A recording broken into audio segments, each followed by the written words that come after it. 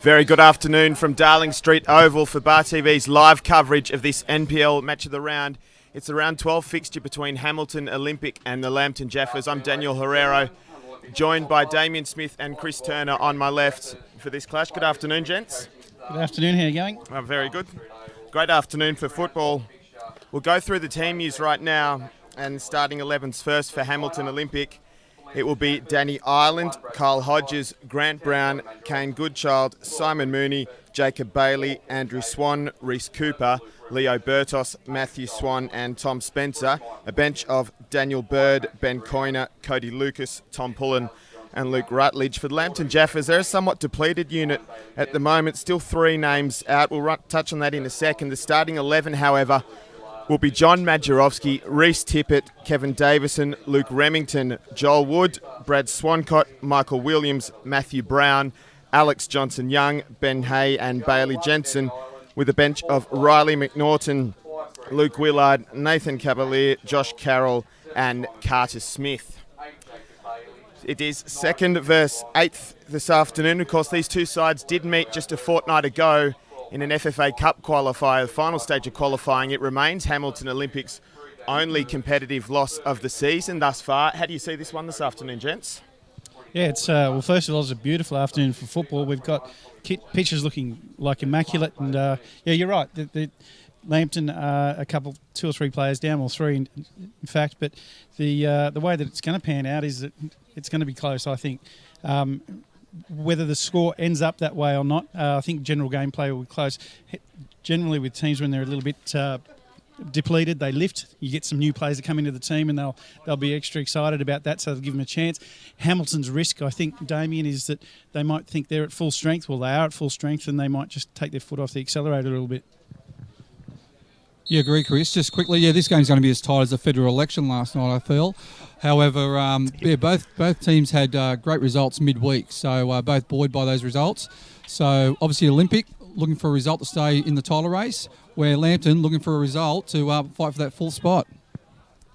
I hope it's more exciting than the federal election race. Certainly, we're underway now. The ball dribbles forward there, and it's lumped into touch by Swancott. So yeah, as we were saying, 3 out for the Lambton Jaffas. It's Job Wheelhouse with a calf injury, Peter McPherson the hamstring, and Michael Sessions still overseas at the moment. So they've already faced a juggling act with catch-up fixtures midweek.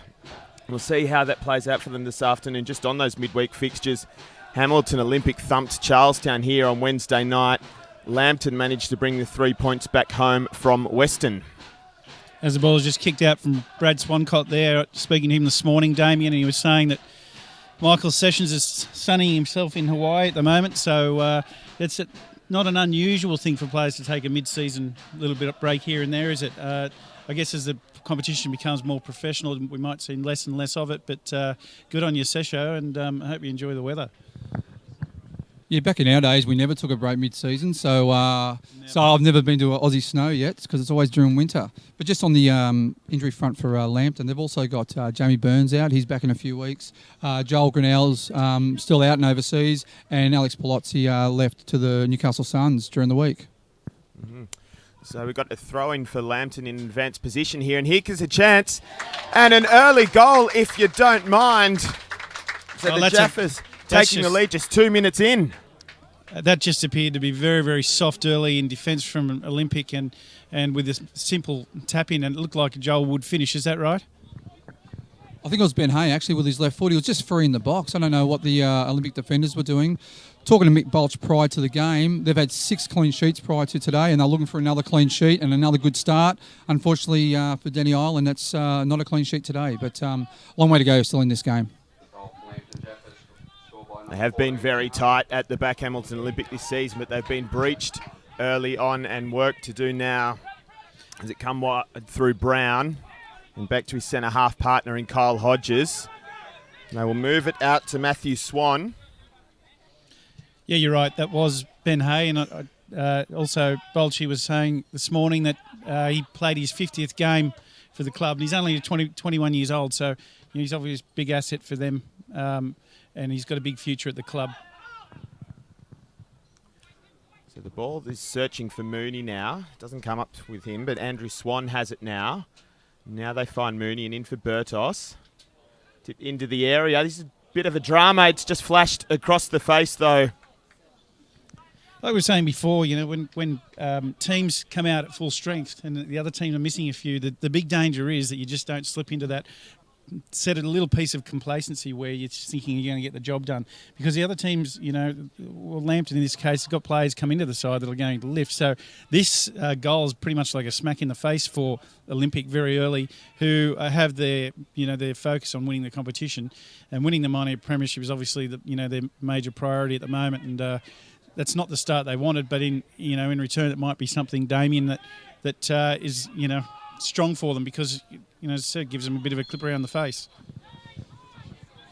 I definitely agree with you there, Chris. Watching Olympic midweek against Charlestown, very impressed with their side. I thought the move for Leo Burdos to the centre of the park by Mitch Bowles was excellent.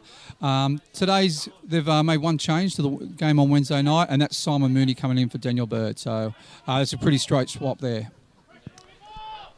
So it's Swan now, and then back to Burdos, who you just mentioned. Just trying to find a working down that left-hand side. And it's out of play, so it'll be a throw-in for the team in yellow.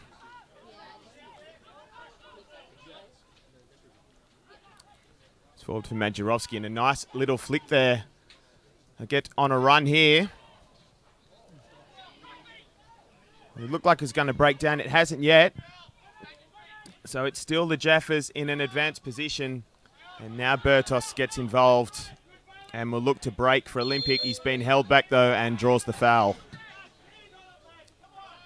Looks for Mooney. Does come up with it. Great combination between Majerowski and Joel Wood there with setting up that play, and Woodsy's vision to play the ball inside to Hay. That's where they're going to be dangerous, up that front end of the park. That's where they've got their strike power, and that's where these guys, they've got their big players, their big name players up in and around that area today. Good switch of play, finds Mooney now on the left-hand side. He looked to chip across to find Goodchild. He does bring it under control. The shot is blocked first time and second time from Spencer as well. Good hustle in defence there for the Jaffas. They stay ahead now. It's Remington with room to move down the left-hand side, running at the defence. Still Remington, he looked for the ball across, but Brown is in the way of it. And in fact, that's broken for a goal kick. Daniel, for a game which is only 5 minutes old, there's been a few chances already, and the game's opened up straight away, which is quite surprising, especially with the team who's the best defence in the league, as in Hamilton Olympic. So, but just one thing you mentioned before, the front three of Remington, Majerowski and Woods, dangerous for Lambton, Chris. Majerowski dropping deep, picking the ball up, allowing the turn like he did against Magic 2 weeks ago. I think that's a key today. Yeah, totally agree with that. I mean, Goodchild's going to do the same thing at the other end as he's just done there, and it works out to Mooney. So, in fact, it is Goodchild now. He got a foot on it, but it was blocked, and it will be a corner for Olympic. And that's where they are dangerous too, especially, it's going to be end-to-end like that. You're going to see the front three and the Olympic strike force creating chances like that. And when they do, they're easily carving teams up, when they're in those sorts of positions. So we'll look forward to seeing the game open up even some more as we go through, Damien. The corner is swung in now. Good head on it and cleared off the line. Danger still not quite averted, though. It is Cooper. And then Swan will look to bring it across. He's dealt with initially, but not too well. And that one, terrible scramble in the goal area. Header over the bar in the end. Yeah, Daniel just going back on that play. Great header by Jacob Bailey. Rose above on the corner. Nice downward header. However, Alex Johnson-Young cleared it from the line. Lambton very lucky to remain 1-0 up. Just looking at the start of the game, I think there's going to be a few goals in this game from either team. Well, if it keeps up like this, we've seen plenty of chances. Run the 7.5 minutes. I fancy each team's had 3 or 4 shots each. So far, Goodchild manages to move it out to Cooper. He looks to return. I think that was more of a cross than a shot, but either way, it'll end up being a goal kick for the Jaffas. Look, as a coach, the first thing, you're going to sum the game up pretty early, and I think you've just about said it, Damien, is that there are plenty of chances. So what have you got to do? You've got to tighten your defence up, and that's the first thing that both coaches have got to address. And in fact, I'm surprised they aren't barking it from the sidelines at the moment, because there are just too many chances. You see in that position there where you get a ball in behind for Cooper, you just don't want to allow them that sort of space, because it's goal time when you're leaving yourself one-on-one. So they need to address that pretty quickly, I think, both sides. It's Spencer now for Olympic. He's fairly well tag team there and loses possession. Just come back now, and Lambton will look to get something started. But now it's knocked forward fairly aimlessly, and Brown will have it, the former Lambton Jaffa. The back pass is not good. Something might break here. It's Hay.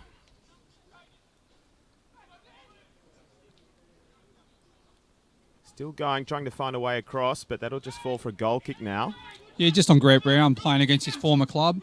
Great acquisition for Olympic. He's been superb at the back for Olympic, what I've seen so far. So just on what you touched on there, CT, I think obviously both coaches know the danger men for each side. So obviously they've got a game plan to close those guys down. But at the moment, it's sort of free-for-all at the moment. The game's really wide open, so which either coach wouldn't overly like at the moment.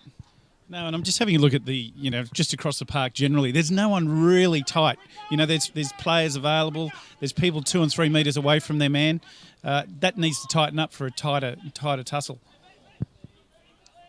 And again, Swan now manages to come up with it, and Bertos quickly shifts it for Cooper. And that's a bit of pinball again in the middle of the pitch. Eventually comes down for Goodchild, and then Bertos, and out to Cooper. Just try and get a hold of this one now. No, they'll go long again. Yeah, Daniel, I think both sides, it's all a bit rushed at the moment. I think they just need to settle down, get a bit of rhythm, stick to their game plan. Even Olympic, Bertos playing that deep midfield role, just get the ball to him, bounce it off him a few times so they get a bit of formation and a bit of balance. Because at the moment, both sides are just going forward too quick, I think. Yeah, well, there's another example of it. The through ball, and it ends up with Danny Ireland. We seem to be saying this most weeks, where the teams need to keep the ball more, and at the moment there's a lot of turnover. So Cooper now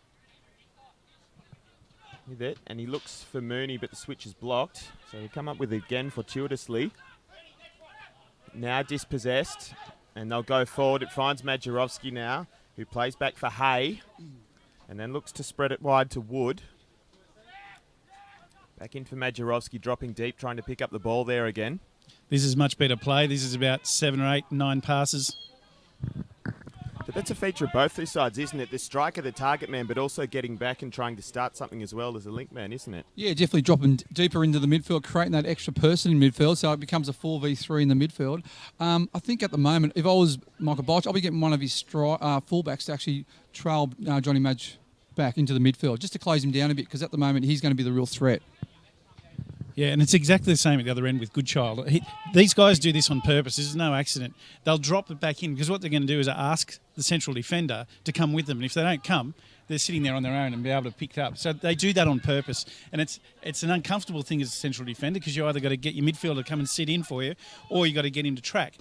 Me personally, I'd rather the central defender track with him and go forward and take that with him, and have the other two come in a little bit closer, to cover up centrally if something goes in behind. But, both these guys, Goodchild and Majerovski, are very, very good at doing that, and the ability to hold the ball, drop it off, and get people in. That's where I believe goals can come from, and being created by those guys. Well, we saw Goodchild, an example of that, those 3 assists on Wednesday night here against Charlestown. It's forward to him now. He's got a couple of defenders on him, and they do clean up. Although Mooney, no, he hasn't quite won it back now with Swan. And then they try the 1-2.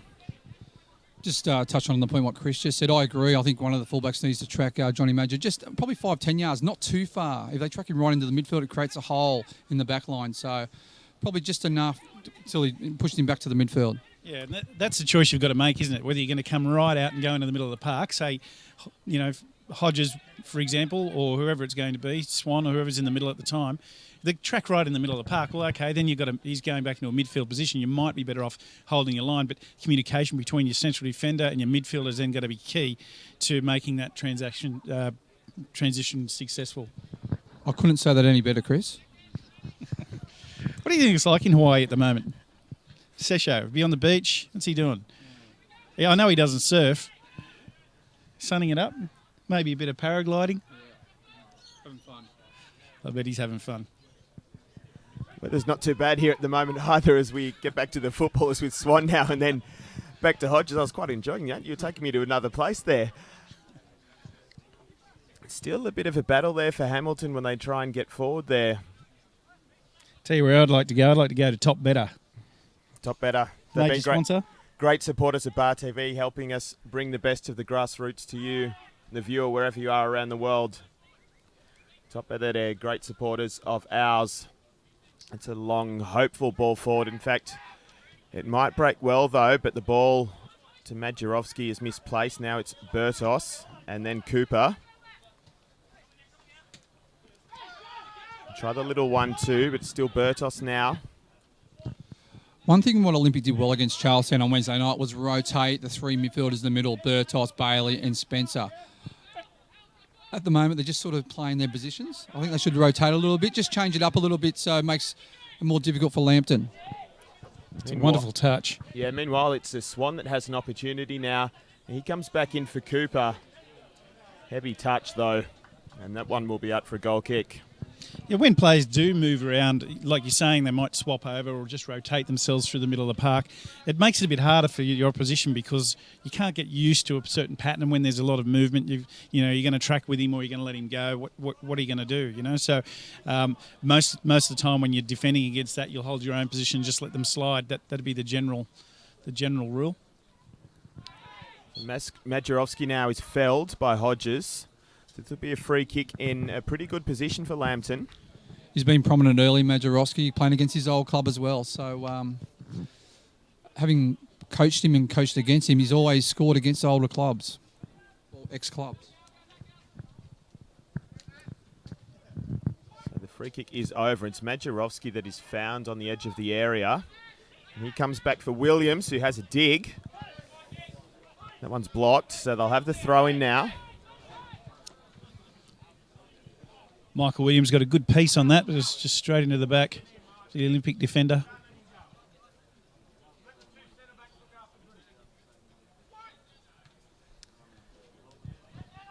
There's a scramble in the area now. It's cleared for now, but the strike is from Hay. It's blocked. It's back out now. They look to go back into the mixer. Again, we're just seeing this here. No one quite being able to take control of the match at the moment. And again, and this is Johnson Young. He finds Remington, who is tripped by Spencer. So it'll be another free kick in a favourable position for the visitors. Just hearing James Pascoe barking out orders to his fullbacks. He wants both his centre-backs, either one of them, to pick up Goodchild, even if he comes deep for the ball. Obviously, he's picking out Goodchild as the danger man.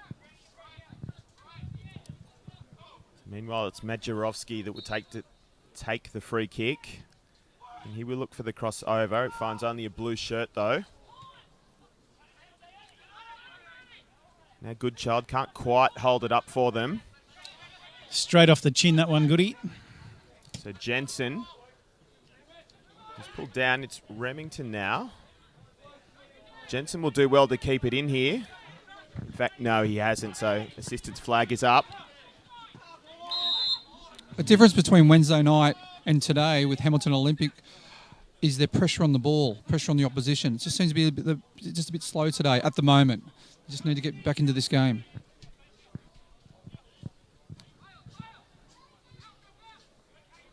So it's Hodges now with the pitch in front of him. And you just shift it to Swan and then it comes back. Now, it's in some fairly advanced territory for a centre-back there. He draws the foul in the end. It looked like maybe he was just about to run himself into trouble. Good to see a couple of former coaches around here today. Just saw Neil Owens down there shaking your head at us, wondering what are you two Muppets doing up there? Here we go. Good child. Just off balanced and skies that one. Muppets and apt description, just like the hecklers up here, isn't it? And Good. Glenn Chapman. And Glenn Chapman, yep, former Magic coach and Adamstown coach. Just there, the link-up play between Spence and Goodchild was superb, like it was on Wednesday night. I think that could be key for Olympic tonight, or today, sorry. Well, there's still plenty of time left, isn't there? We've just passed the 18-minute mark, so even in this half, a lot of time to find an equaliser before the break. Majerovski, in the meantime, has managed to break through here. There's still Majerovski's shaken off a couple, although he's run into a dead end now. And with Ben Hay off the post and out. Wow. Something out of nothing for Ben Hay. He nearly doubled the lead there. It's a terrific turn and strike, and gee, that's only a whisker off going in. That's straight across the inside of the post and straight in front of goal. But full credit to Majerovski. Kept the ball alive. Little slide pass into Hay. Nice turn by Hay and nice shot. Daniel Holland was gone. That's what we talked about. Again, that hold-up play from the two strikers as well, really bringing their teammates into the game. That's exactly right, Daniel. That's precisely what Majerovski has done there. He's waited for the play to catch up to him before he's released it so that Hay could get that opportunity, and that's where his experience is so valuable for Lambton. Could have quite easily been 2-0 up, and then all of a sudden, pretty big job for Olympic to get back into this one. And just on that, Lambton's in the mood today. I think the intensity for Lambton's probably just slightly better than Olympic at the moment, just in closing down, pressure on the ball. Just a quick update around the grounds. We've got, after 18 minutes at Broadmeadow, 0-0 versus Western. At Charlestown, 0-0 versus Maitland. And Edgeworth and Jets have just kicked off. Yeah, so that one just kicking off 15 minutes later than this one. We'll keep an eye on that score as well because, of course, in live terms, sorry, I beg your pardon, Lambton are leading. We will find that out at the moment. Of course, it is Edgeworth that leads the competition at the moment. Olympic, despite being unbeaten in league competition, have fallen to second after some draws in recent weeks at 8-3-0 at the moment. Just saw randomly in the streets, I saw Clayton Zane this morning when I was at the shops. And he's Bertos. Yeah, Clacker was saying that they've been playing very well in the last month or so. And he said, obviously, Edgeworth are very, very strong, but, they'll be looking to give them a game today. And so, if you get on a bit of a roll like those guys have, young guys that are going to just, believe in themselves, and you never know. It's Cooper now. And he finds Goodchild, but he's in an offside position. We just saw an example of it again. John Majerovski was only a few metres from his own penalty area, let alone the opposition penalty area, just getting down there and helping out. Yeah, and look where he's right now. There's no way he's sitting up high on the back line. Was a good 10 metres. He'll stretch it out now for the header, but just in general play, he was a good 10 plus metres beyond the defence into his own playing territory. Just going back on what you just said about Newcastle Jets, Benny Homer, who just finished his marathon today on 3 hours and 54 seconds. That's what he reckons. 3 hours and 54 minutes. We predicted the Jets would be we've done a few games with the Jets and they've improved out of sight. So we predict them to really maybe push for that top 4 spot this year. So I think a game against Edgeworth today is very important.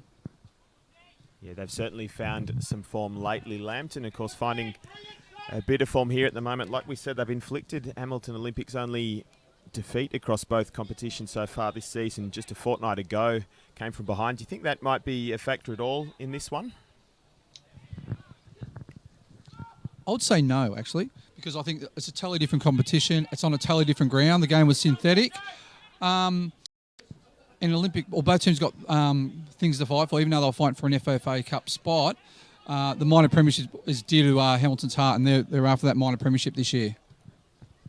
There's a searching ball forward that Cooper might be able to run onto here. He needs some help, though. Still Cooper. He tries to curl it. There's a defender in the way of it, though. Not a bad effort.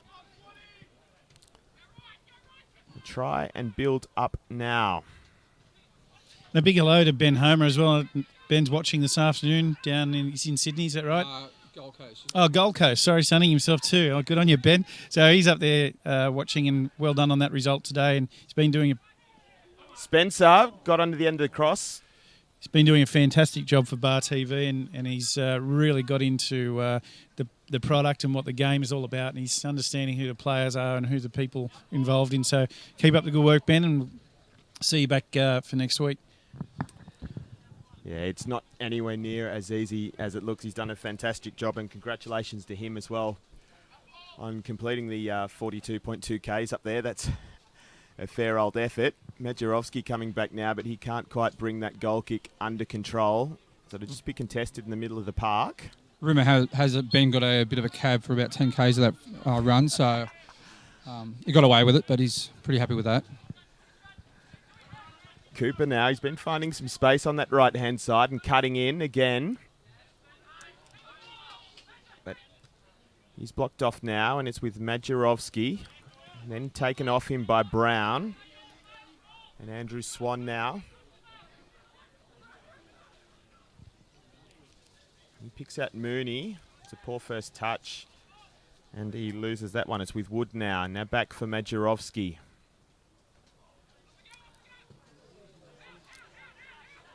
It's lumped forward for Wood again.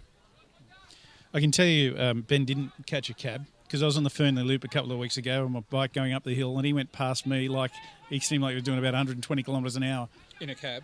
No, on his push bike. Oh. And I wasn't sure it was him. I had to ask him later because everything was a bit blurry for me at the time, but he was flying. Meanwhile, it's Hodges bringing it out of defence now, and he finds Mooney, and then Swan. Now Bailey, and then back to Mooney. Foul given. And of course, while we're at it, we should congratulate Lambton, of course, on making the FFA Cup proper for the first time. They'll face the Devonport Strikers in the round of 32, so a trip down to Tassie for them. Of course, our other Northern New South Wales representative is the Edgeworth Eagles. They're going the opposite way. They're all the way up in Cairns to face far north Queensland, and those dates will be finalised soon, so we'll keep an eye out for that. That's the beauty of this competition too, isn't it? The FFA Cup, where local players here in this league get the opportunity to go and play interstate like that. And they're not just going, just across the border somewhere. These guys are going far north Queensland and some people say overseas to Tasmania. So, they're all the way here. So it's a great concept. And both the games are fairly, what it would appear, they're both against other NPL sides. So they're in with a chance, So it'd be fantastic if one of those or both get to progress through to the next level. Well, we saw Edgeworth give Melbourne City a real scare last year at Magic Park, didn't we? Yeah, it was 2 free kicks from Aaron Moy. Superb free kicks that led poor Ben Smith stranded. I think he came out of retirement to keeping goals for that game. So... And this will be a problem for Hay, so he's seen yellow there for delaying the free kick. So that is actually the first booking of the game as well, 26 minutes in. So he has a goal and he has a yellow ticket now. The action man, Ben Hay. Just on the referee, Ryan Gallagher, he's a colleague at work, another intelligent physio. He's been assistant referee for the past 9 years for the A-League, and at work we've had to grant him some leave recently because he's an FFA assistant now for 2016, and he's also he's off to Cambodia next week to officiate in the Under-16 Southeast Asian Championship to qualify for the FIFA Under-17 World Cup. It's a great get for him. Meanwhile, it's Bertos in the pass is just put out. And just to give him an extra plug, he's actually been appointed referee assistant for the Melbourne Victory versus Atletico Madrid game in July as well. International champions. So I think he'll be pretty pleased I gave him a plug on Bar TV. Yeah, that's it. Bar TV live coverage of this round 12 match of the round continues thanks to Top Better. It's Bailey and Wood having a battle in the middle of the park, and now brought out by Jensen. You're just talking about the NPL and this national competition we've got, and how Edgeworth stretched out the an A-League side in the fashion that they did. And I'm not sure about you, Damien, but players that I've been associated with that have come back into this league have been surprised of how good a standard it is, and we're expecting a major drop. Whilst obviously the standard's better in the A-League, Well, here's a chance for Goodchild. He's been played in here, and Cooper will have the shot. It's straight at Swancott, though, and it's easy pickings in the end for the former National League keeper. But just generally speaking, they've been talking about how good a standard it is and how strong this local competition is. I'm not sure what you think, but it's definitely improved definitely in the last 10 years. I've seen an improvement, and then maybe if you're a little bit older, maybe from 20 years ago, there's a bigger gap there as well. Swan going on a run here, been returned. He can't quite get on to the end of it. So now it's Remington. It's a terrific ball from Remington. And he'll play Hay in here. Hay into the area. He'll look for the cross. He finds Wood, who just puts it past the far post. Very intelligent cross from Hay there. He just picked Woodsy out and absolutely put it on a dime for him. And Joel would be a little bit disappointed he didn't find the target with that one. Great build-up from Lambton. So Brown now. Searching ball for Cooper. He has got in behind his man. Cover is coming across now, but Cooper still with it. He'll be looking for some help now. He doesn't get it, but he does draw the throw in. Just on Cooper, he was excellent on Wednesday night. We gave him, Ben and myself gave him man of the match against Charlestown. So he's been a little bit quiet this afternoon so far. And here's a chance for Mooney, who just puts it over the bar. Came at him quickly. He couldn't quite adjust to it. So it's moments like those, it's almost goes slow motion for Simon, and he just had, even though it came at it quickly, you'll probably think it took forever and just popped the one over the top. He'll be kicking himself later about that. As a coach, you want your players alive in the box. You're sort of a bit flat-footed there and got caught out a little bit. So you always want to be alive thinking you're going to get the ball in the box. So unfortunately for Simon, he was a little bit flat and he knocked the ball over the post.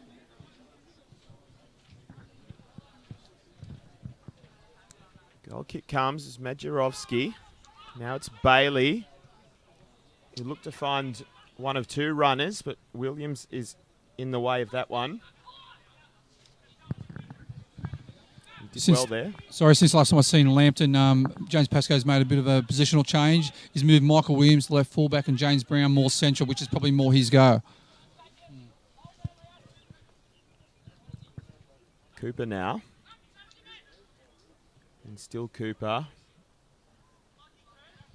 Well, that left fullback position's where Sessions is sunning himself at the moment in Hawaii. That's where he's made his home generally, and so he's had to make some adjustments, and that seems like a pretty good choice. Just while we've got half a moment, just a quick shout out to Justin Tannock and his wife Orla, who had a baby on Friday night, little girl, which is great, and Justin's dad, Jackie Tannock, he's a regular watcher of Bar TV, so a big shout out to you, mate, and grandfather again, so you'll be enjoying your plenty of babysitting time. Meanwhile, Wood now.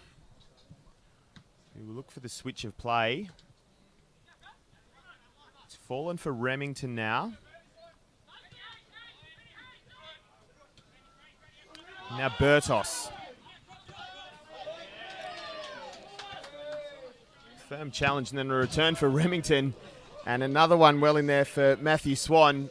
It's not the prettiest, but I'm really liking this rugged nature of this defence so far. Yeah, good challenge by Johnson Young there. Sized Burdos up. He had probably too many touches, Leo. Could have played the ball square to Spence and got caught out with it. A great challenge by Alex Johnson Young.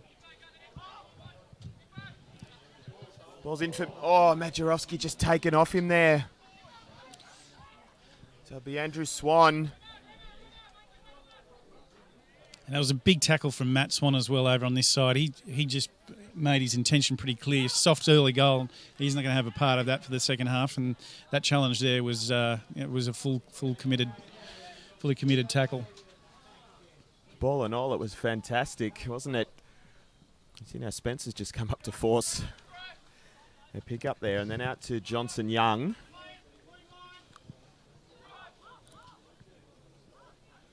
Swancott deals with it well.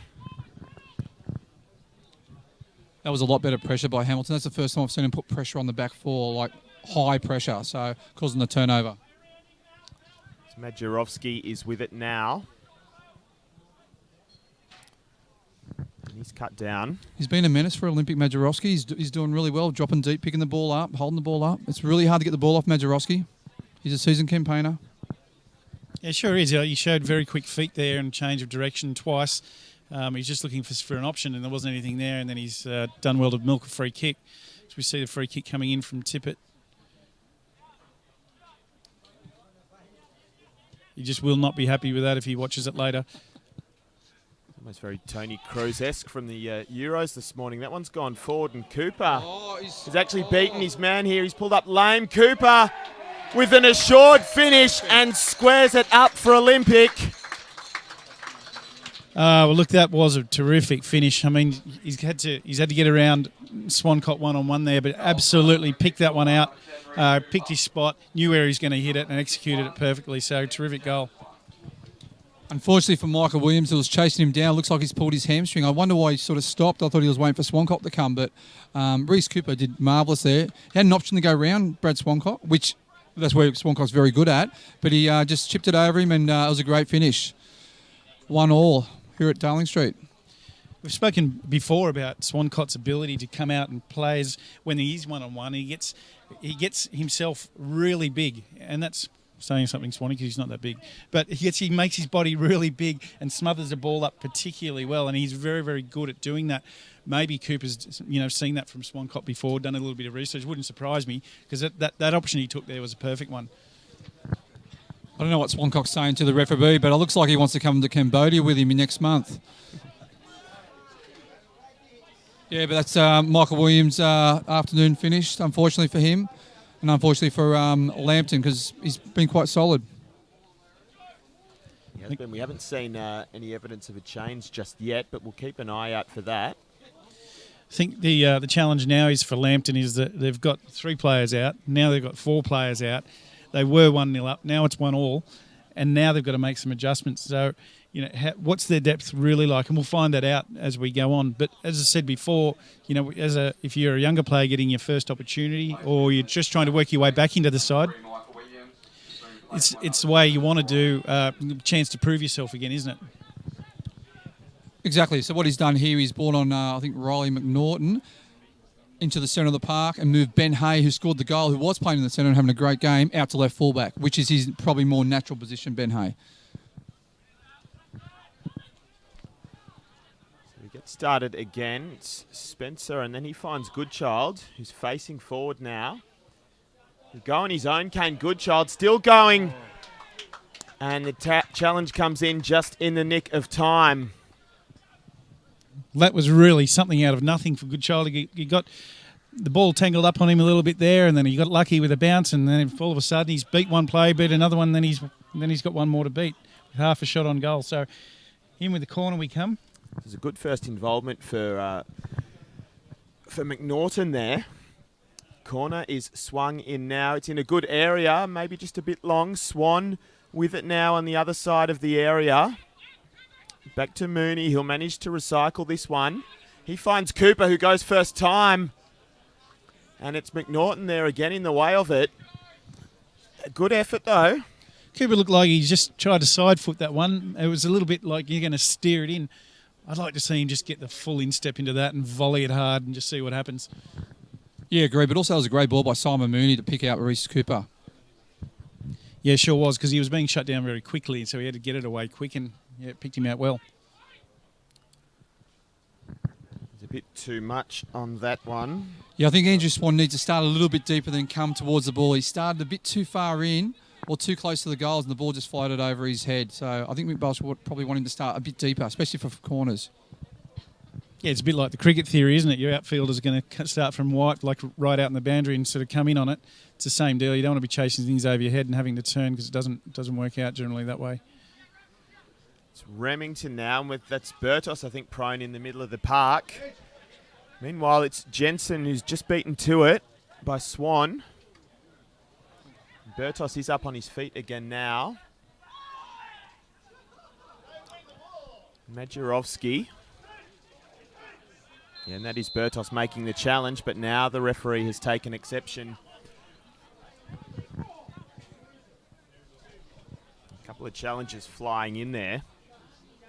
It's been It's been one of those games. There's been a bit of niggle. There's been nothing especially malicious or anything too reckless. It's been pretty firm in the middle of the park, hasn't it? Well, a lot's counting on this game. Olympics fight for a minor premiership where Lambton, all of a sudden, after Maitland losing last week, I got a chance to fourth spot. So there's a lot counting on this game. Free kick drops safely and it's dealt with. And now a chance for Cooper, who is brought down. And this is going to spice it right up too, because we started off pretty slow and a bit of push and shove. Yeah, in Here we go. And now it has Spencer fed up. in there. And it's kicking on a bit now. Yeah, anything that started flat is anything but now.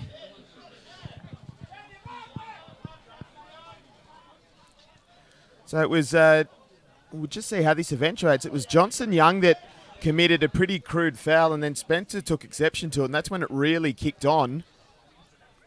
See, in games at the beginning, it started off pretty loose. The marking was loose. We're getting lots of balls in behind, and whereas now, you watch how tight this will become. Now it's getting a bit personal. Now there's been a bit of push and shove. That slap in the face, slap around the face we were talking about before, that's happened both physically and mentally early in the game. So this game will tighten back up in terms of its marking, and anything that coaches have said to them before, they'll be drawing on that. They'll be making sure that they're going with their runner every time, because now it's personal.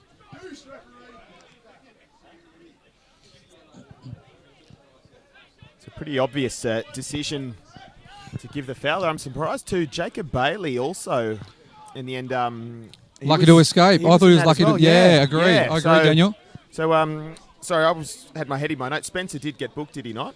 Yeah, Spencer got booked. Also, Johnson Young for the challenge, and also Simon Davidson at the back for Lambton. Okay. Yeah, surprised Bailey. Bailey was very lucky. Hmm. He was giving Joel Wood a bit of a cuddle around the neck. That's what they call them these days. Yeah, cuddle. So anyway, flashpoint with just over 5 minutes remaining. It's Brown, the former Jaffa. Looks to lump it long to Goodchild. It's a bit too high. It's dangerous though. Now Goodchild will get the head on it. He was going to do well to do anything from there. Yeah, I think he'd be a little bit disappointed in himself, because that was sort of a free header. And Swancott was off his line. He could have guided that straight over Swancott's head. So just around the grounds, Maitland's up 1-0 against Charlestown.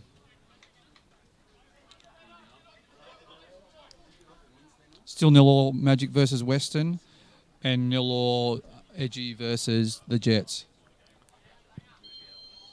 Yeah, and that is a key one at Eden Oval this afternoon. So as it stands at the moment, live ladder, it would still be Edgeworth with the point advantage over Olympic. It's Grant Brown now. Looks wide for Matthew Swan.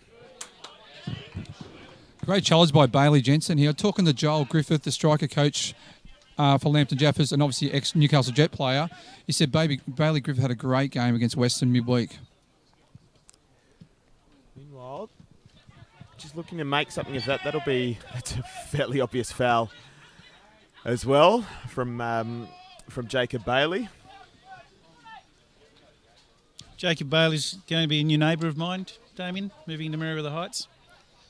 What was he? Yeah, he's moving in next week. I won't give his address away, but Up or down? he's in Maryville Heights, yeah. And so I've heard a rumour he and his partner. I'm come back to you. No. So here's Majerowski now. He's doing a great job of holding up. He's found, I fancy that's Wood. Anyway, it's come back for Hay.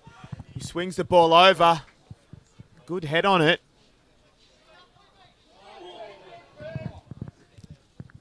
It's Hay again.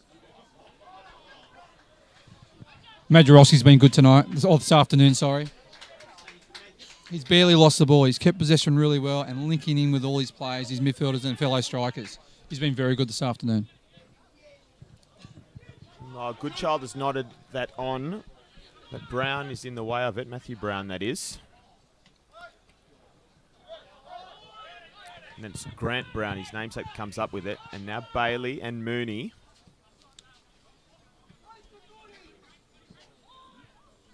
Still Mooney again.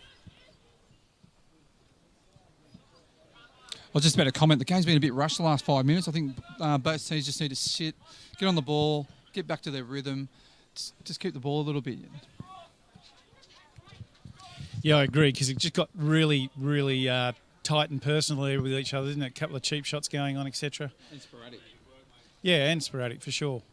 Just quickly on Jacob Bailey, moving to Merrill Heights, and his partner, Jez, is she's vegan, apparently, and that's what Jacob's going to be doing. So he's going on the vegan when he moves into Merrill Heights. We'll see how that goes for the first 2 weeks, Damien, whether that has an impact on his game or not.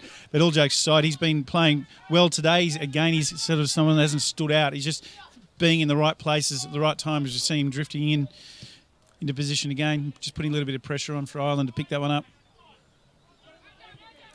So that's McNaughton. So it looks like he's come into a more of a defensive midfield role now. He seemed to start at centre-back when he came on to replace Williams. So we'll keep an eye out for that. Meanwhile, Cooper couldn't get a foot on that. Yeah, I think McNaughton came in to deep midfield. It pushed Alex Johnson-Young on a little bit, and Ben Hay, who was in the centre playing in behind Majorowski, has moved to left fullback, which is his probably more natural position. Seems like the players have just gotten over that tussle that had happened and back on the game again. You're right, Damien. They just need to get their foot on the ball again and keep some possession. Hodges does well there, sends that one over the sideline. Just a minute remaining now, still 1-1 round 12 NPL action on Bar TV thanks to Top Better. Been very impressed with Hodges this year so far in the games I've seen, because his work rate has been fantastic. He's been very tight at the back, generally speaking, and he's been a good leader with his direction. He's Remington now. Can't beat his man, but they will get a corner out of it. Totally agree with you, Chris. I think as being a leader and being captain of the side, he's really directed the side round really well. Good talk, good defensive, and he's been excellent in defence. Some captains, they tend to, when they're given that job, they tend to get a little bit distracted, don't they? You might have seen that before, but not this guy. He's been focused, and he almost does thrive on it, but he does a great job for Olympic.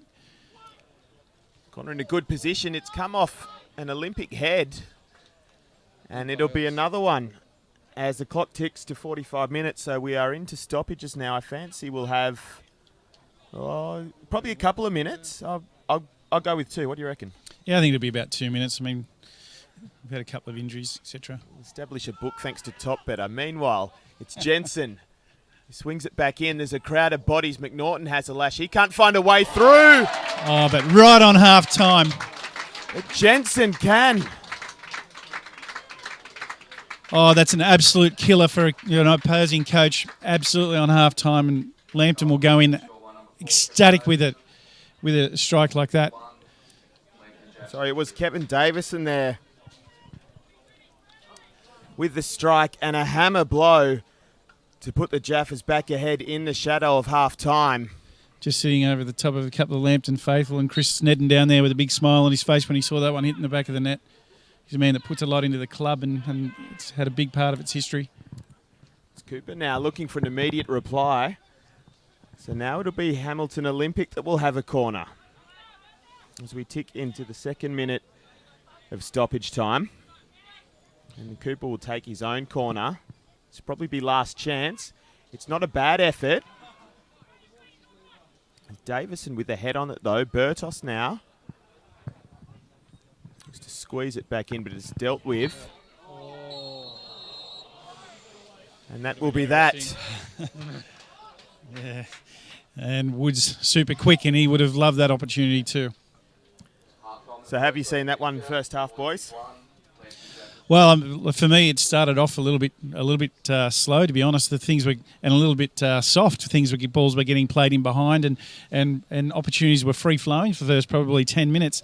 Didn't like to see that, to be honest. It wasn't until when that goal went in, Olympic sort of okay, we've got a game on here, and then we're back into play, and Lambton have thinking they're an opportunity to win. So for me, that's where it's at. It's set up for a big second half. Damien.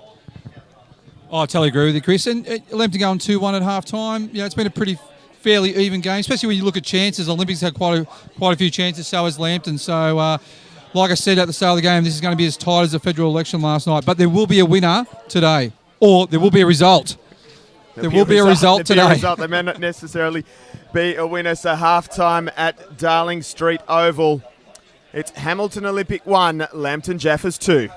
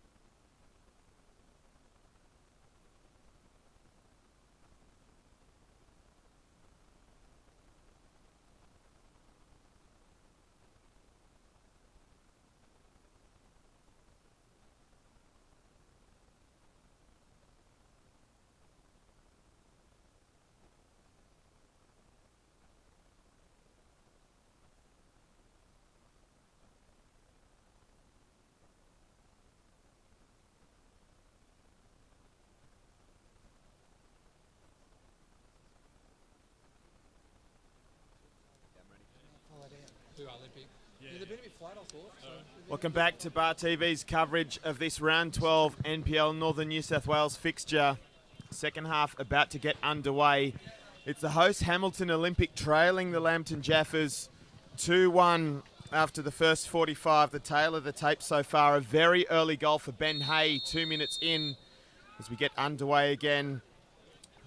Cooper with the equaliser in the 33rd minute, and then in stoppage time Davison found a way through a crowd of bodies to put the Jaffas back in front, heading into the sheds. I've just heard that Bolcher's made a comment to his team at half-time. If they lose this one, they're 8 points behind Edgeworth, and they won't get that back. So we've got to expect to see some desperation at the top order here, from Hamilton Olympic in this second half. I'm not sure if those numbers add up, do they, Damien? No, they don't add up. Maybe he might have just been popping a blood vessel there. Bolty's not known to do that, though, is he? I think Mick Bolch will be wanting more intensity out of his side in the second half. And the other thing is I'd be probably trying to get Leo Burtos on the ball a bit more, trying to pick the ball up in the midfield and start to switch play a lot quicker. I think it could be a key for them in the second half. For Lambton, I think Pascal will be pretty pleased with his first half. The boys have done quite well, had a few chances, and conceded just the single goal. So he probably just needs to tighten up a little bit at the back because Olympic have had a few pretty good chances. As with Majerovski now, those were the thoughts, of course, of Damien Smith and Chris Turner joining myself, Daniel Herrero, for the call for this one, filling in for Ben Homer, who we told has successfully completed the Gold Coast Marathon today, so well done to him. You see now Reece Cooper there with a bit of a hobble. We're underway again now, though. Spencer, nice turn there. He looks to flick it long to Goodchild, but he hasn't got a motorbike, so so just come back to Swancott now. You're right, Smudge, about Burtos. I agree we get him on the ball a lot more. He and Bailey will do a lot of the legwork. He'll get in there, he'll win the crucial tackles for you, he'll pick it up and roll it off, pick it up and roll it off. That's what Bales will do. Need one of those midfielders, and then with Burtos, you're right, he can switch the play, he can get himself on and create some opportunities. We've spoken about, at the top end about the role of Goodchild, and then at the other end, and for Lambton of what Majerovski's going to do. But I think you're right, he wants the ball now, he's got his hands open, play me in. So the more we see him on the ball, and the other key for Olympic, I think, is Simon Mooney. He's been a little bit quiet so far today. He's put 1 or 2 good balls in. He's missed a pretty clear chance that he'll be disappointed with. I think that we'll see him in the second half because he loves it when it's on. He's Goodchild now. He's blocked off. And it gets pumped long to Remington. The other player, for Lambton, that haven't spoken that much about is Joel Wood. His ability to influence the game. He can win the game on his own virtually. He's got super quick feet. He's very quick in speed. Over, 5, 10 and 20, 50 metres, he's very quick. It's Goodchild with a good cross in here. It's evaded everyone. And then it's eventually knocked into safety by Jensen.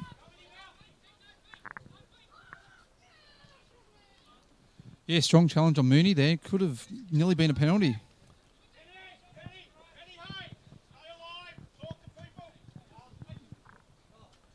So now it's with Mooney, and then Swan, and then Burtos just gets it caught under his feet there. And a relieving free kick for the Jaffas. I've got the feeling for this one that the Jaffas are going to, as the game rolls on, are going to try and hang on to something. And if they don't score again, that's probably what it'll turn into. For Olympic, they'll have to go at it. They'll know these points today are crucial. I know it's not going to be an 8-point gap, but it's going to be crucial for them. So they're not going to sit back and be happy with just getting 1 goal. They've got to get 2, and possibly if they get 2, they might get a couple extra. But it's just been, as you say, Damien, it's been very tight, and they're going to have to work for it. So I'll expect to see some more desperation out of them. Wood has managed to come up with it. He's done well here, and then a dangerous ball in. Swan was there in the nick of time, though.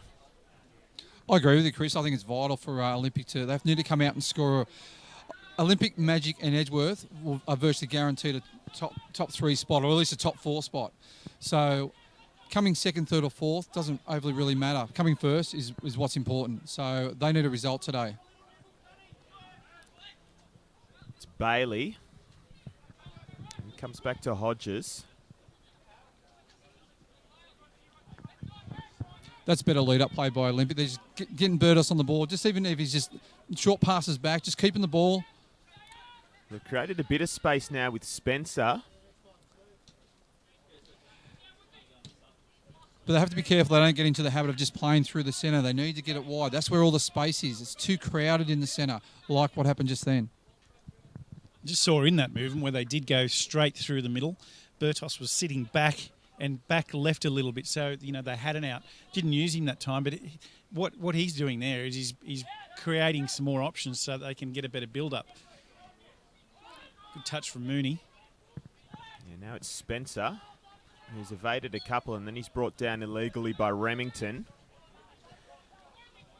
He just wasn't going to let him through there. Burtos takes it quickly for Andrew Swan. Yeah, the ball should have been in front of Andrew Swan. Then he could have went down the line. Sort of just a little bit sloppy by Olympic. Didn't mind the idea of a quick free kick to be taken then because, Lambton were running back towards their own goal and would have had to turn. So had that ball been a better one for Swan, and then obviously they're in a dangerous position. Hamilton just probing at the moment, looking for a way through and a way back into this game. And now they go for a bit more of a search, and it's thumped out by Davison. Just an update from around the grounds. Edgeworth 1, Newcastle Jets 1. Looks like Newcastle Jets just equalised. And Magic 0, Western Bears 0 still, just after half-time. Tell you what, that's a turn up at Magic Park so far. Western hanging on at the moment.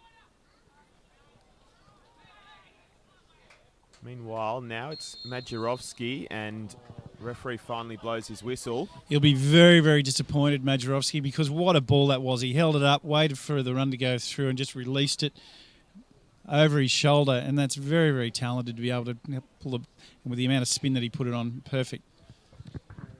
And also the forward run by Ben Hay. He was through then, Ben Hay. So I think if the referee looks at this tape over, he's probably a bit disappointed he didn't allow play to go on. Yeah, I mean, it's just one of those things, the referee here, how does he know that Majerovski can pull that off? So he's trying to do the right thing, but big, large bit of skill there from Major. Meanwhile, that's just dribbled safely towards Ireland.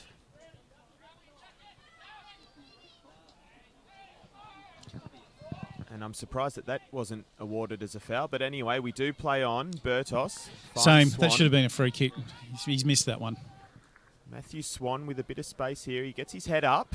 He picks up Mooney, and then Cooper's just a couple of steps ahead. The only problem with that move from Olympic, all the players went towards the ball. They needed someone to peel out, come out back stick, because that's where all the traffic was going. And unfortunately for Olympic, they ran offside. So just need to be a bit smarter in that front third, I feel. What do you think, Chris? I agree with you, Smudge. Swancott on the ball here. The value of having someone like Brad Swancott in goals is, numerous fold. What he will do, though, as the game gets tighter, and I suggested they may start to hang on, he'll get noisier and noisier and noisier, and he'll start directing his troops. He'll tell them exactly where to go. You listen to him now, he's barking instruction. Cooper's broken free here. He's eventually taken down. Now it's Andrew Swan. He's got Bailey, but he can't find a way past Davison. That's exactly what we're talking about. So he organises his defence, but he's got Olympic players running at him in numbers, and he can see everything, and his players will listen for exactly what he says, and they'll act on his command.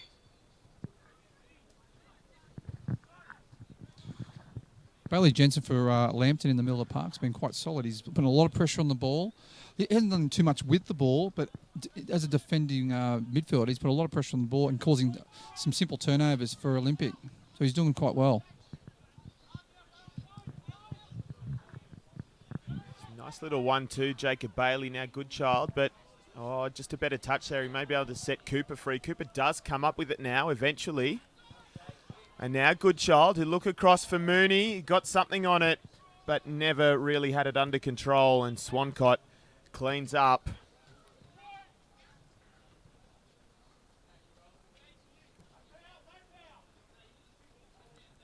It's now Andrew Swan. Flicks over. McNaughton comes up with it in the end.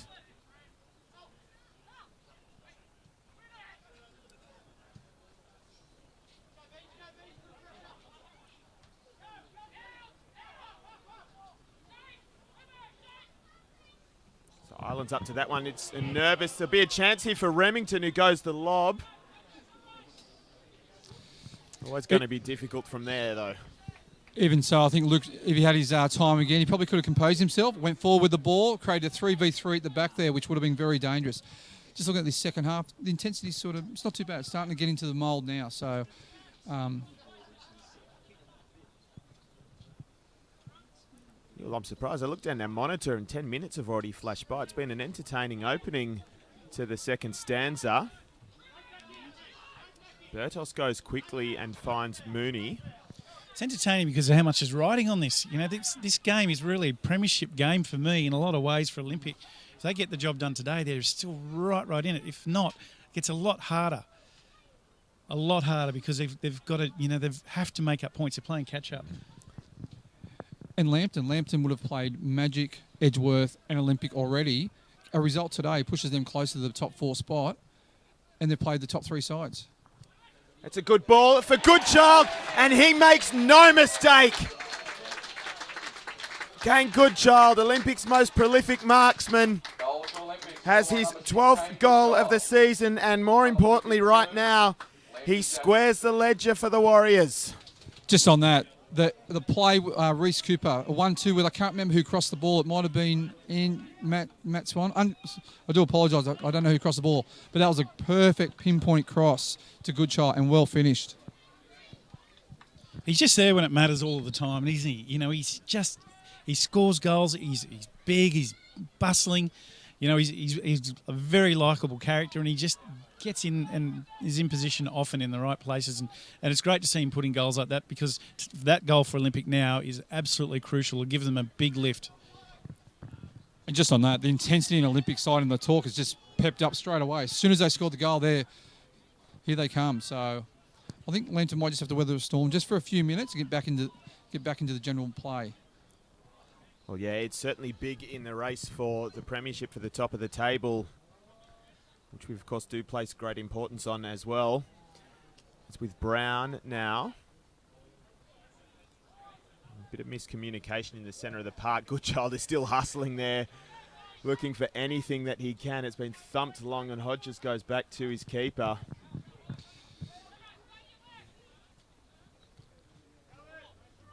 Better from Olympic, trying to play through Leo Bertos. That's what you want to do. You want him, he's a key player. You want him on the ball every second, third passes. Like, here we go again. So he can bring players into play. Well, they've got time now, haven't they? We're still over half an hour left, so plenty of time left in this game for things to happen as Cooper finds a way through here, but he's got a crowd of yellow shirts around him, and it's taken off him. It's Wood, and he finds Majerovski. Well played by Joel Wood. Great touch. Good foot there from Andrew Swan as well, because Majerovski was looking for the quick switch to Remington. Now it's through for Wood, who goes first time. It's going to be difficult to get a hook on it from there. Just quickly, while we've got half a minute, Hamilton have just a little bit of history on those guys. In the 60s and 70s, they formed a club called Pan Hellenic, and that folded, and it was in 1976 that they entered into the Northern 4th Division. From then, there's been a huge amount of people involved in the club, and they went through some skinny times and some reading. But they've always managed to get by, and they've worked themselves over the years into where the position they're at today. So officially 1976 was the time that this club came in to what it is. Just had a change there for both teams as well. So Majerovski has actually come off for Lambton. He's been replaced by Luke Willard. And in the blue half of the ledger, it is Mooney that's come off, replaced by Daniel Bird. Yes, a like-for-like spot with Bird and Mooney, but also Madge coming off, Johnny Madge coming off. Obviously, he's played, this is his third game in a week, so the older tired legs might have come into play, but he's been superb today, Johnny Madge. He's been one of the best on ground, to be honest, up until this point. Yeah, I agree. And with Simon Mooney too, a little bit surprised to come off, but I think he must have an injury because, see the corner come in, an injury because initially I believe he wasn't starting the game, then he was, and Bird was going to be starting the game. So it'll be interesting to see what has actually happened, because I was looking forward to the last half an hour from him to being a big one. So must be something niggling him there. Go again now. Middle of the park, Bailey and then Bertos. They've got in each other's way a bit there. It's McNaughton that's come up with it. Just going back that play before, Goodchild's come for the header. Olympic needs someone to run beyond to try and get the second ball when Goodchild wins the header. So at that stage, Goodchild's headed on and there was no one there. Will be interesting to see too how the Jaffas readjust without that focal point of big John Majerowski up front. That free kick is fairly fruitless in the end. Might just be a bit of a readjustment period here for both sides, as well as Ireland takes the goal kick. To me, they started off with a 4-3-3. Looks like they've gone to a 4-2-2 with pushing Woods and Remington up the top. But we'll just see how it balances out in the next 5 minutes. He might have pushed Woods up the top for Johnny Madge and kept the same shape, which it looks like now. Yeah, it does. Looks like 4-2-3-1. Yep.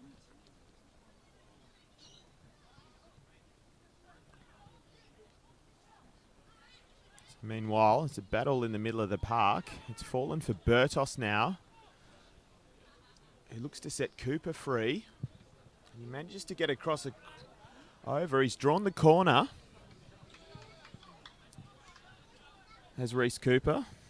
I think the last 25 minutes, I've got a feeling Reece Cooper is going to be very dangerous and very influential for Olympic, along with Kane Goodchild.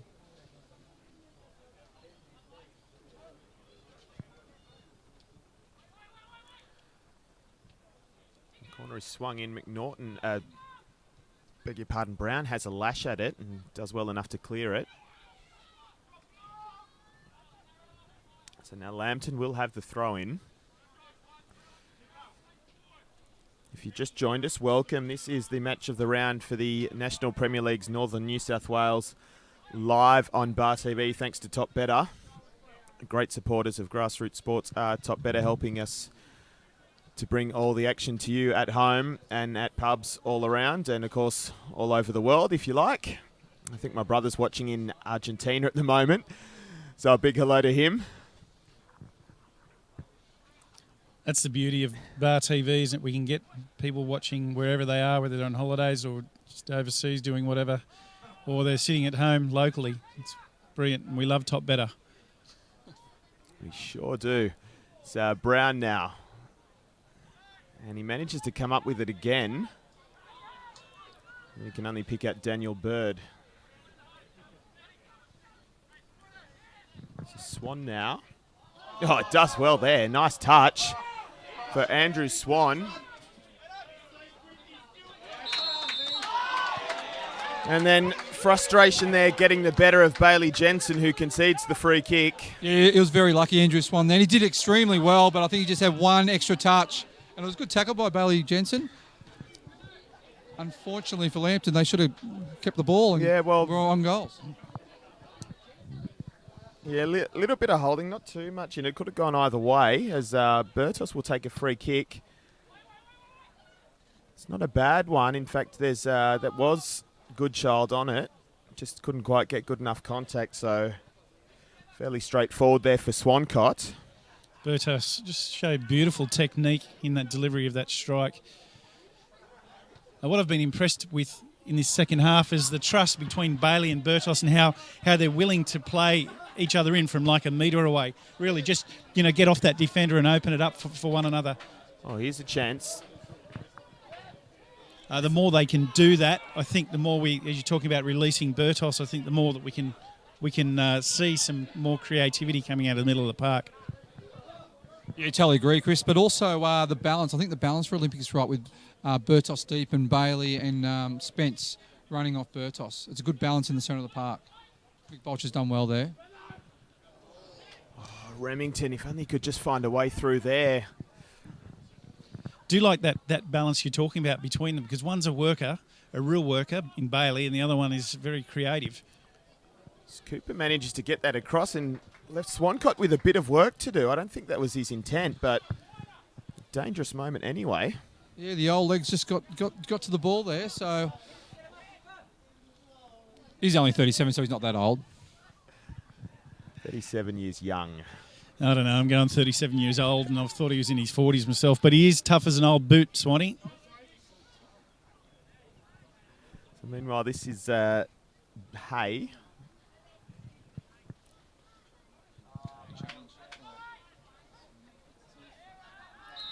It was firm. Cooper and Johnson Young there, and definitely a foul. And now a problem maybe for Hay, who's stayed down here. Maybe a cramp, we hope, if that's all it is. See if he can walk that out. He's been good again, Hay. He was good last week for Lambton, but he's also been good again today. Yeah, he has been impressive, hasn't he, in some of the runs that he's made, and he's tackled well. And playing two positions. Yeah, and he's been a big contributor to their games today. Hodges gets the head away and then lashes it clear in the end. That's a wonderful touch there from Tippett. Showed his experience there, Tippo. He's got some old legs as well. Not that old. He's only 30, I think. But, yeah, some experience there. Just giving him a nice touch with pressure on him. Yeah, there might have been a lot of guys that had just pumped that one back into the box, but he brought it down and saw what his options were. Cooper beats his man, looks to set Bird free, but couldn't quite swing it through. Oh, and that's Come up with it again. A couple of strong challenges in there. Referee content that they were legal, and then a mix-up at the back that they will get away with, but Bird comes up with it now in the corner, and he's just put that into touch. Tippett's down. Not sure what that was. Saw the challenge, but wasn't sure what he did. Did you see that, Damien? To be honest, I didn't see it either. Like, I know it was a solid challenge. I don't know if his foot was raised or not, but we haven't got replays here, so it's hard to tell. I'm fine to stick my neck out on first viewing and say I think it was just a solid challenge, but Tippett did go down, and it looks like he's not going to receive treatment now. So yeah, the game's starting to get some feeling to it. So just on a score update, Broadmeadow 1, Western 0. And the other games remain the same. Maitland 1, Charlestown 0, and 1-1 Edgeworth versus the Jets. Mm-hmm. Of course, we saw yesterday as well, Adamstown did the job at Blacksmith Park against Valentine, so a third win of the season for them. She draws them level on points with Valentine.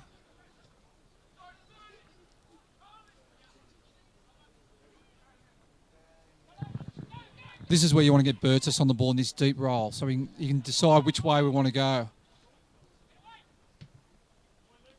rather than playing the longer ball. So it was McNaughton, and now this is Wood. He manages to beat him the first time. He had his legs taken from him the second time. Hodges not really too happy with that at all, and the position that this ball comes in at. Now we've got sun in the eyes. Yep. So difficult because it's going to be in a dangerous and closer position than a corner. So expect to see a low and hard one coming in here. That's a really good call there, Chris. However, the sun's on the other side of the field, so the sun won't be in his eyes, mate. But expect to see a low and hard one here.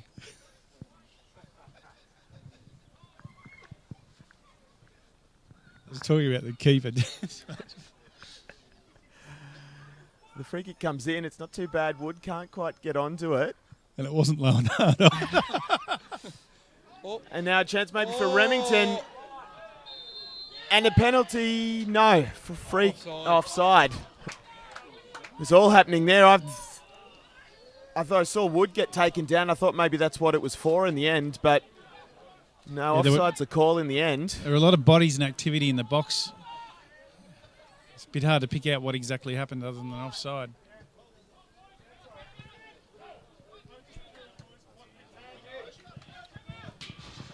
I think Mick Bosch will want his side to get these second balls when Goodchild's winning the header, when they're not getting the second balls.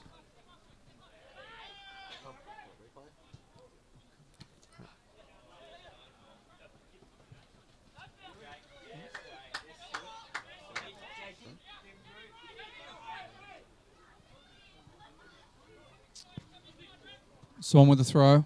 So we'll just take a replay of that free kick at the moment. In fact, we just live Bertos in a dangerous position in the area as we wait for that replay. Bertos offside. So here is the free kick that we just saw.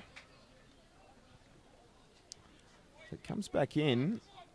That was the first one I thought would, but no. Yeah, from here it looked like a penalty from here, but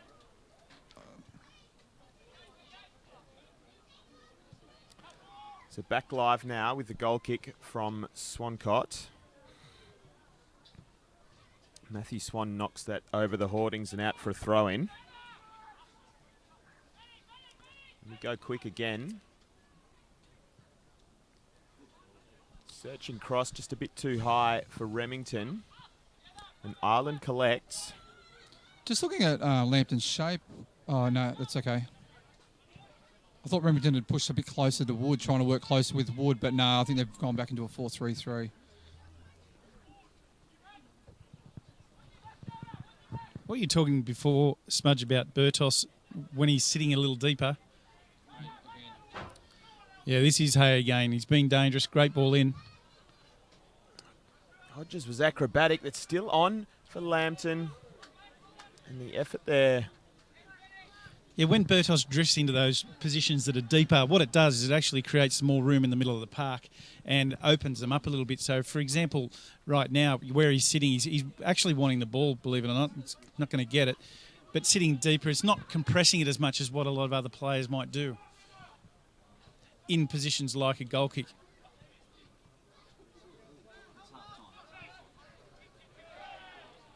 It's a foul.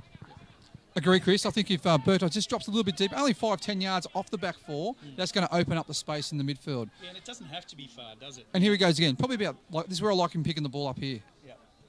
He can link in with the two stoppers. And again, he could probably drop a little bit deeper. See how it's so crowded in the middle of the park there? He can. If Bailey picks it up, he gets a little bounce pass off him and he's in space and he's shifted the team another 20 metres.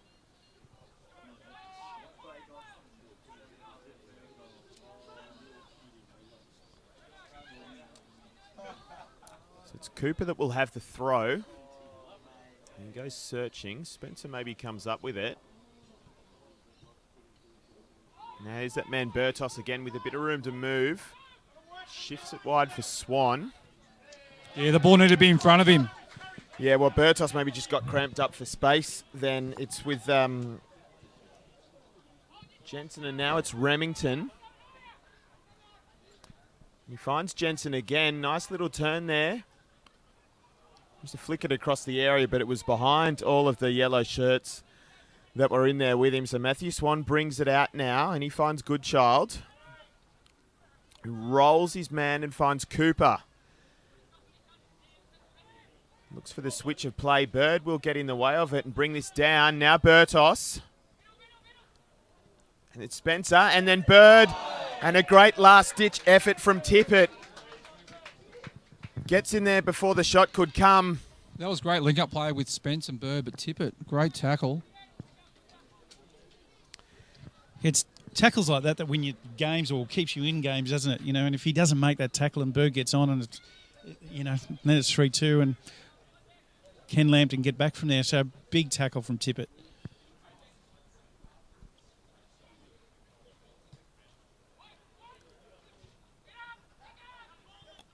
Danger is not quite averted yet. It's back for Swan, who has a go. He's leaning back and just gets a golf slice on it, and that falls fairly safely over the goal line. Yeah, I think Mick Bosch wouldn't be happy with that. He had time. He had time to either compose himself, have a shot, or even try and have a link-up play with one of the strikers in the box. So there won't be too many chances, I don't think, in the back half of this game. So teams need to take them. We're just coming up to the 30-minute mark, and we haven't had a lot of stoppage time at the moment. So at this stage, it might be about a minute, depending on what happens in the last 15. So Olympic will be very desperate to get something happening very soon. We've just had the goal and the two subs which took place simultaneously so far in this second half. It's bobbling around a bit now. It's with Wood rather. Matt Brown just puts the old 1-2 into that. If I was Olympic, I'd want Kane Goodchild now to start really dropping deep, getting the ball, creating that extra man in midfield. He sort of just stayed up top for this second half rather than come deeper in the midfield, picking the ball up. They need to get him involved in the game, especially with the link-up play going forward. It's interesting that Bertos is actually sitting fairly high for that throw-in. We'll see if that corrects itself. They've put themselves under a bit of pressure here trying to play out, though. It's not a bad effort across. Well, Bertos, he doesn't look like he's coming back in. He's still over on that far right-hand side of the park. And at this stage, I'm just seeing Bailey on his own. So I wonder if the Bolts has made a conscious decision to change things up here. Yeah, I don't think so. I think he's probably moved out wide just to give himself a bit of space because he's sort of cramped in the centre there. So Goodchild does get the nod on, but Cooper can't run onto it. Sometimes, as a coach, you don't mind your players making some decisions, give them the authority to make some choices that they believe at the time, as long as it doesn't really mess your shape up too much. You can see Bertos come back into his position now. So you're exactly right, Damien. That's what he's done. He's gone out there to mix it up, and look, he's back on the ball again. He's a man of great experience. 56 All-Whites caps, including 3 at the 2010 FIFA World Cup. It is back with Bertos now. Little flick. Doesn't quite find a teammate. Now Andrew Swan. Just trying to go through traffic. Cries for a free kick, not heeded. And now Bailey. It's still Hamilton threatening. It's with Cooper. It's a fairly tame effort in the end. Look, a wonderful opportunity. There's appeals for penalty. I'm not so sure about that, but that's set up there for Cooper. He'll be another one that's disappointed if he has a look at that bit later tonight, because he could have potentially taken another touch, and at least you want to get it on target, especially when there's so much on the line for your season. Swan caught the goal kick. Yeah, well, those chances are golden now, particularly at this stage of the match. It's Bertos again now, looking forward. He's got Bird calling for it on the left-hand side. Instead, he goes Cooper near to him. Cooper attempts a cross, but his passage is blocked, so he draws a corner. Great run by Bird on the outside here. If Bertos noticed Bird, he could have played a cross ball rather than going to Cooper. Then Bird would have been one-on-one. A nice little 1-2 at the corner. It comes in for Cooper. It's lofted. Yeah, smart play by Olympic. Cooper and Bertos, they did well there, but I think Reece Cooper a little bit disappointed in himself. Looks a little bit tired there. They played midweek as well. Both teams played midweek, so the last 10, 15 minutes is going to be interesting to see if the tired legs last. You got to keep your composure when you've got great opportunities like that. Cooper maybe has a bit of adrenaline, even maybe not so much tired, where he's just overhit that. It was just a blatant overhit. So they're the ones you want to get in control and really, as you fatigue, sure, a bit of adrenaline, but you pinpoint your pass and get it exactly where it's got to go so you can get a good finish on it. Looks like Bolch is going to make a change.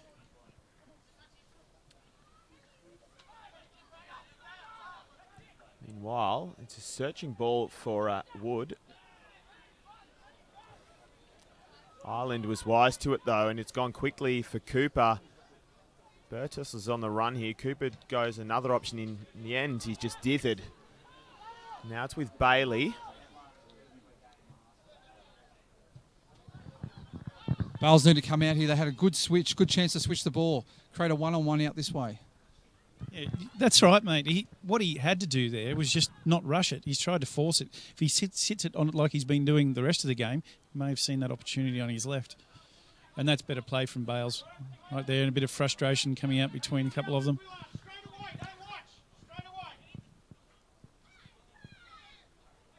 So now it's with Goodchild. Willard has come up with it, and then also Johnson Young. It's knocked out now. Again, we're saying it's too tight in the middle of the park. They need to play it out wide. There's more space out wide. We will have a change now for the host, the second of the match. It's Tommy Spencer that's been withdrawn. Number 35, Tommy Spencer, has been replaced by number 15, Cody Lucas. So looking at the change, they've brought Tommy Spencer off. They brought Cody Lucas on, pushed him the right fullback, pushed Matt Swan high, who was right fullback, and also pushed Reece Cooper into the centre at playing at number 10. Speak of the Devils, here they are now linking up. Now Bertos beats one. In fact, he may not have quite beaten him, given the way that limp is. Now Matthew Swan, then Bird has a go. It's out to Remington now. In fact, he can't quite get to it in time, so Olympic will have the throw. Bertos now. Just on scores around the other ground, Newcastle Jets 2, Edgeworth 1. Was a prediction by Benny Homer and myself that the Newcastle Jets would come home with a wet sail in the second part of the season and come in that full spot. Game's obviously not over there yet either, but speaking to Clayton Zane this morning, he did say that they've been playing good football, so I'm guessing he's not that surprised about this result. Goodchild couldn't quite find a way through, and of course the importance of that score at the moment, with the Jets youth leading and this one being all square, is that would put us at 28 points apiece for the Eagles, and also Olympic at the top as Bird tries to find a way through. That's gone out for a goal kick now. So as it stands, it's actually all square at the top of the ladder. This substitute by Bolch and putting Swan high up on the right there is a clear intention of his last 10 or so minutes to attack and expose Lambton Jaffas. And what he's wanting to do there is he's wanting to make sure that they've got all the right firepower in the right places, because you've got Bertos there who's been drifting out wide, and then he says, okay, well, I'll put Swan out there now and let Bertos control a little bit more from the middle of the park.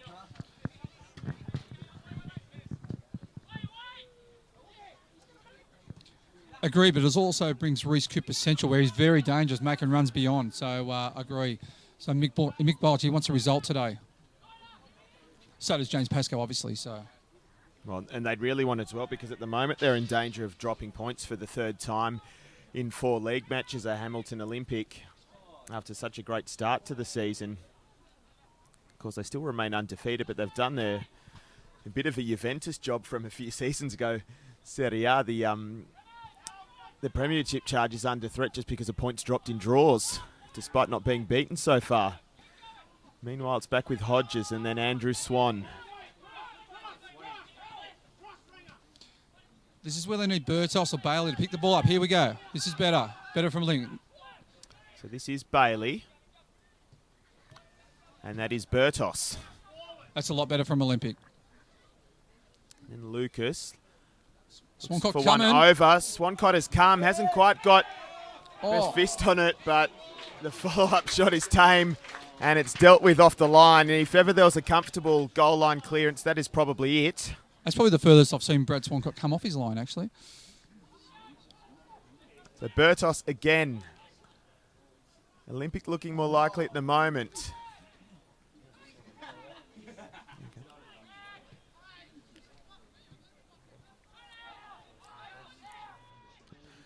So here is the moment, it's just a few seconds ago. Replay on your screen now of that earlier chance. This was the ball over from Lucas. Talk us through it, guys. Yeah, so Swancott came right off his line there, and you know what? It's always going to favour the goalkeeper in a challenge like that, but coming out and sitting up, have the presence of mind to be on your goal line in that sort of defence has saved them, even though it was a soft clearance as Joel Wood coming out and got an opportunity. So we are back live with an enterprising run from Wood, but in the end his passage was blocked off by Brown.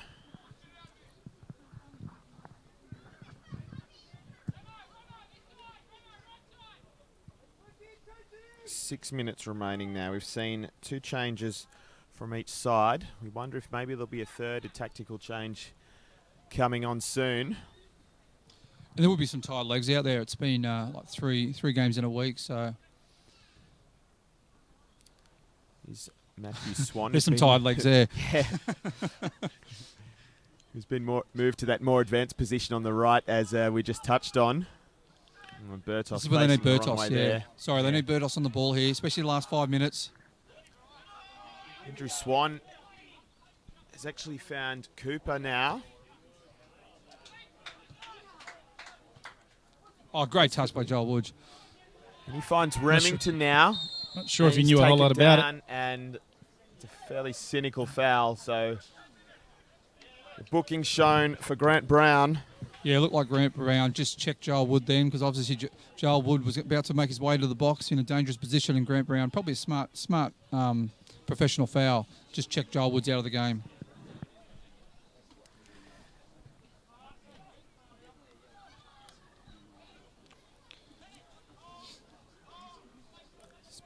We haven't seen many chances for Lambton, certainly in the last 20 minutes or so. So an opportunity for them here now with the free kick. It's not best directed, though.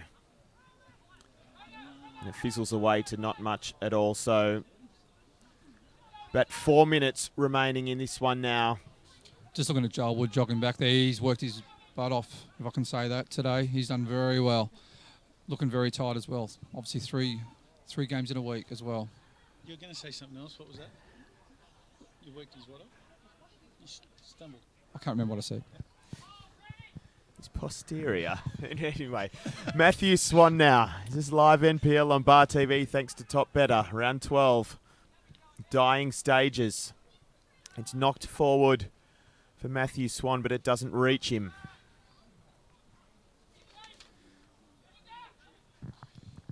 Yeah, both sets of players are starting to look a little bit fatigued at the moment.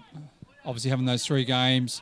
It's just getting a little bit sloppy at times, so I think there may be 1 or 2 chances left in the last 4 minutes. Crucial for both sides. And like I said, neither side want a stalemate today. Tippett got in a bit of a tangle there. And it's exactly that, Smudge. When you are tired like that, and you can see that their legs are heavy now, people make mistakes, and that's what Tippett's done there. If there's someone that's in and amongst this corner or next move that still got a little bit of life in there, they could be the difference. See this one get whipped in. It'll be Bertos to take. And it's not bad. It's Goodchild on the end of it. Didn't quite get it cleanly. Yeah, Kane will be disappointed in himself there. That was a clear header. And that could be one of the last opportunities in the game.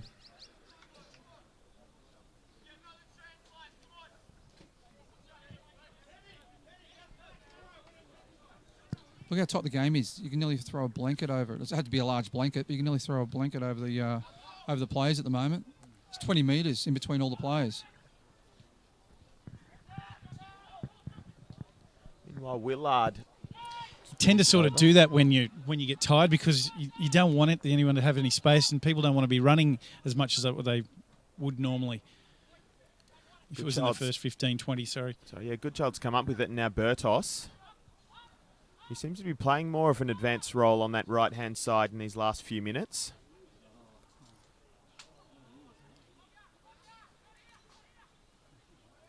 Back heel is no good, but they're still under a bit of pressure now, are the Jaffas. Can only be another 3 minutes, possibly 4 at tops, but I'd be saying about 3 minutes, I'm thinking. Olympic will know that. They'll know it's getting very tight in time, so what do they do? They force it, or they have a consistent build-up? Hodges shifts it for Andrew Swan. Agree, but they don't want to lose the game. A point's a point. It's going to be tight towards the end of the season, so... Here's Bailey. Shaped for the shot, thought better of it. Still Bailey now. And then the release is for Wood. He holds off his man, does Joel Wood. And then inside for Willard. Couldn't quite poke the ball through. Unlucky there from Lambton. They're unlucky. He's offside there. Is Cooper, I'm sure. Yes. Swancott did very well there. He read the play extremely well. He knew the ball was coming. He's not frightened to come off his line, Swanee, and that he acts like an extra additional sweeper almost. in that fashion, because if he sees something and it's 50-50 and he's going to be exposed left on one-on-one, he'll kid himself off the line. He'll act as that extra defender. And he can actually play a bit, with his feet, both feet, and he backs himself to do that. This is another tackle change. Ben Corner on from Matt Swan. Ben Corner can score some goals. But if you're looking at the table at the moment, if the Newcastle Jets actually beat Edgeworth, Olympic will go on top with Edgeworth. And we'll probably overtake Edgeworth on goal difference. Yeah, well, they definitely will, because Edgeworth will go back to a plus 24 scenario and Olympic will stay on plus 28.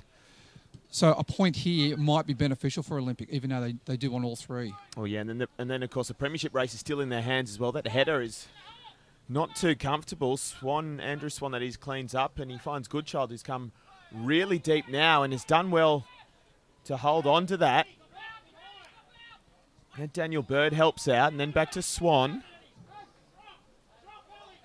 We are into stoppage time now. Well played by Andrew Swan. Yeah, so that's Cody Lucas making a run on the right. Whips it over, does find Goodchild. And then cleared to safety by Jensen.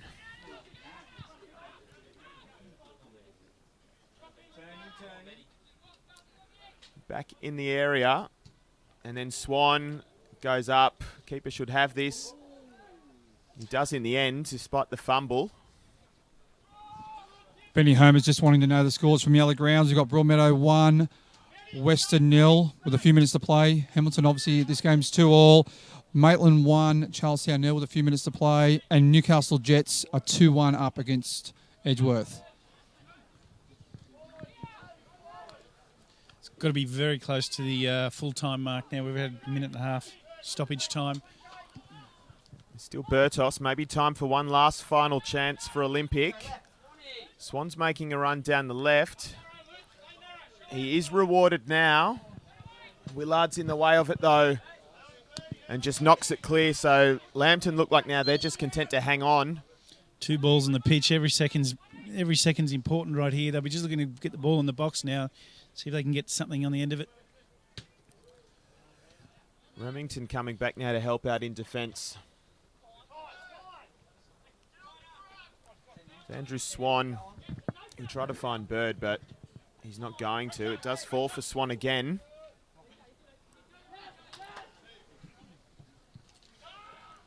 Johnson Young's done quite well for Lambton in the middle of the park today. He's been a menace for Hamilton. He's won a lot of good challenges in there. Great. It's gone long. Tippett was in the way of it. Olympic just searching for any avenue forward now. We haven't spoken about man of the match today. Damien, I think we've got a few contenders out there. Liked what Bertos has done. He's been good for Olympic in picking the ball up in tight areas, playing in some good tight spaces with Bailey. Goodchild's had a great game. You spoke about Majerowski. He played particularly well until he came off early. Joel Woods has been very good. Kyle Hodges has been good. Damien, what are your thoughts? I might hear your thoughts first. For me, I can't go past Bertos. I like the way he's put himself into the game. He's mixed it up when he's had to. He's been in wider areas. He's come, played deep. And he's made Olympic, prominent through different parts of the game. So, for me, I've liked Bertos. Anyway, so referee blows full time at Darling Street Oval. And another draw for Hamilton Olympic, this time against the Jaffas. Final thoughts from the boys? Yeah, well, I mean, both teams want to get a result for this one. And at the end of the day, if it draws probably a fair result. Thought that Olympic, for me, probably, if you had to sum it up, would have had the better of the play, generally speaking. Damien's nodding his head. And chances for sure. And I thought Bolts would probably come away feeling a little bit empty that he didn't come away with 3 points, knowing how important it was for them today. So Lambton put up a great fight with some players out, and had some other guys come in that have made them a little bit hungrier. And I think that early wake up call for Olympic might have been one that Lambton would have loved to have gone on with, get up 1, go 2, and then, go on with the game. But all in all, I would have thought Olympic would be thinking they could have got the 3 points, but fair enough with the draw. Damien? Oh, I totally agree with that, Chris. I think even so, Michael Bolt should be happy with the point, especially when you're looking at the result over at Edgeworth at the moment. Jets 2, Edgeworth 1. But just on the other results, like Broadmeadow 1 v Western 0, just about finished. That's going to creep them closer to the top 2. So it's going to be a very tight battle for the next, 6 or 7 rounds for the top spot. Yeah, if it stays the way it is, it'll be 3 points first to third after today. And they all have to play each other, so it's going to be very tight. So looking forward to it. But overall, was draw a fair result? Probably in on the balance of things. But I think Michael Bosch should probably be a little bit more disappointed. And the Dus Horsehound man of the match, happy with Bertos. Yeah, I'll go with Bertos. Also, Joel Wood, I thought he played outstanding for Lambton. But, I suppose I have to go with you, Chris. You don't have to. So it's unanimous. We've got Bertos as the man of the match. So Hamilton Olympic, they came from behind twice, but they couldn't pull clear at any stage. Final score at Darling Street Oval, Hamilton Olympic 2, Lambton Jaffas 2.